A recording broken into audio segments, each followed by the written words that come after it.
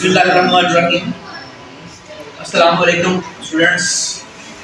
Today the topic we discuss is called half life. आज का topic है वो है हाफ लाइफ के मुतालिक कि हाफ लाइफ क्या होती है. First of all we discuss its calculation. As you can see on the board, point number 1, calculation. The time during which half of the unstable reactive nuclei disintegrate या decay का word भी आ सकता है. The time during which half of the unstable reactive elements disintegrate or decay, it is called half life. Half life वो time है जिसमें कोई भी अनस्टेबल एक गैर क़यामपज़ीर एटम या एलिमेंट होता है, उसके एटम जो है वो डिके हो जाते हैं या डिसइंटीग्रेट हो जाते हैं, आधे हो जाते हैं. This is called half life. Half life is a time. तो टाइम के लिहाज से इसका यूनिट में क्या हुआ, सेकंड वाला, मिनट वाला, या आवर्स में, वीक्स में, डेज में, या फिर सेंचुरीज में भी जा सकता है. टाइम वाले यूनिट इसको. तो ये थी इसकी डेफिनेशन. नेक्स्ट पॉइंट है कि हाफ लाइफ होती है, क्या ये बहुत बड़ी होती है, क्या ये छोटी हो सकती है? तो आंसर है दोनों पॉसिबिलिटीज मुमकिन है. Half life can be small और लार्ज. बहुत एलिमेंट्स हैं जिनकी हाफ लाइफ बहुत कम है, और बहुत एलिमेंट ऐसे भी हैं जिनकी हाफ लाइफ बहुत कम है और कहीं की ज्यादा है. एग्जाम्पल के तौर पे मैं बताता हूँ, रेडियम 226, इसकी हाफ लाइफ 16-20 ईयर्स है. रेडियम की हाफ लाइफ 16-20 ईयर्स है, बहुत ज्यादा है, और बास की बहुत कम होती है. तो it can be small and large. This was the second point. Now back to third point.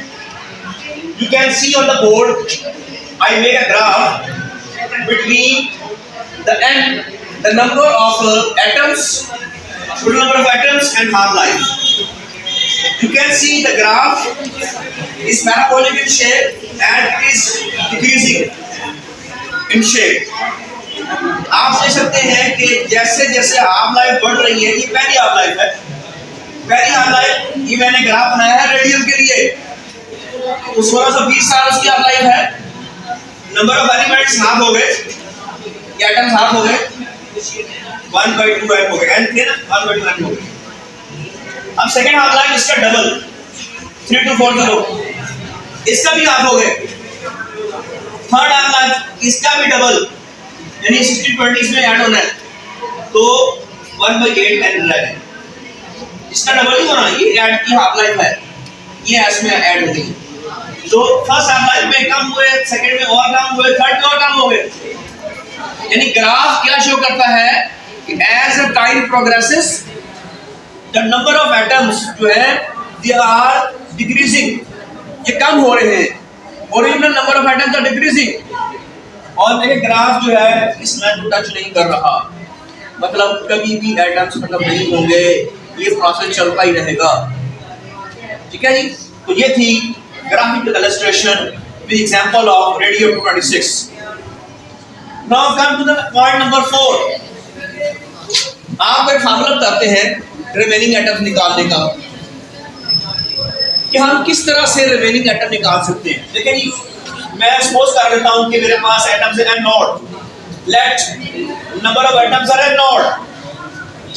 After first half life, पहली हाफ लाइफ के बाद it becomes n naught by 2, आधे हो गए.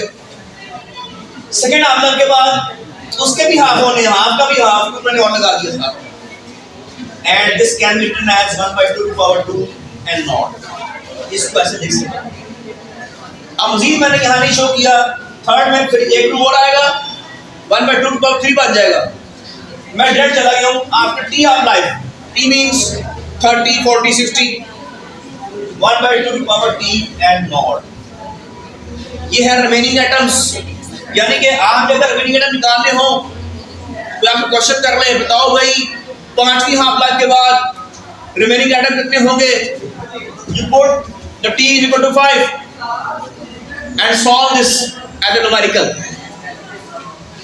You can find the number of remaining atoms. कोई आपसे पूछता है बताएंगे 20 हाफ लाने के बाद कितने होंगे? Put the value of T20 match नहीं है ये, T20 जो है T की वैल्यू की बात कर रहा हूं मैं, वो यहाँ पुट करें तो आपके पास आंसर आएगा रिमेनिंग एटम्स का। और एक चीज जहां मैंने पुट लिखी नहीं है मैं आप लिख देता हूं, अगर आपने ये बताना हो कि कितने एटम्स डिकेड हो चुके हैं तो रिमेनिंग थे ना, तो उसका आसान फार्मूला भी है, एक थोड़ा सा मुश्किल भी है। मुश्किल ये है कि आपके पास कितने थे, एन नॉट थे, जितने डिके हो गए उतने माइनस कर दिया करें। एक तो ये मेथड है, ये मैंने इसकी एग्जांपल दी है, ये इसकी एग्जांपल दी, सॉरी।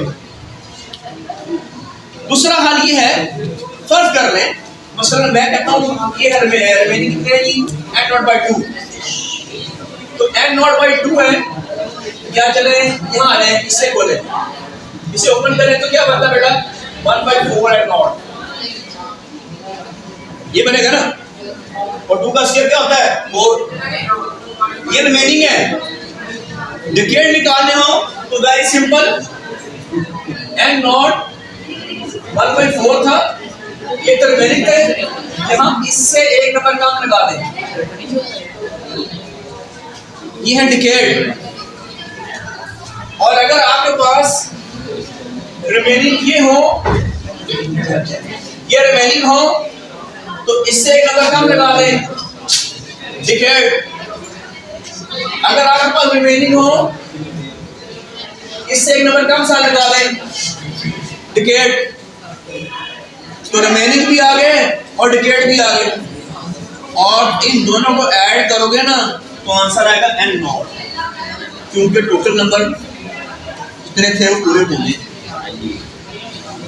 तो ये था फार्मूला, किस तरह से हम जो है रिमेनिंग एटम्स निकाल सकते हैं और किस तरह से हम जो अब तक डिकेड हो चुके हैं ये एटम्स निकाल सकते हैं। ये फार्मूला न्यूमेरिकल में भी इस्तेमाल होगा, तो इसको आप लर्न करें फार्मूले को और समझें, और एमसीक्यूज में भी ये क्वेश्चन जो है ना आपको आ सकते हैं इस अंदाज से। आपको अगर ये वीडियो अच्छी लगी हो इसे लाइक कीजिएगा, तो मज़ीद लोग सब्सक्राइब भी करें इसको, और कमेंट बॉक्स में कमेंट भी जरूर कीजिएगा। शुक्रिया।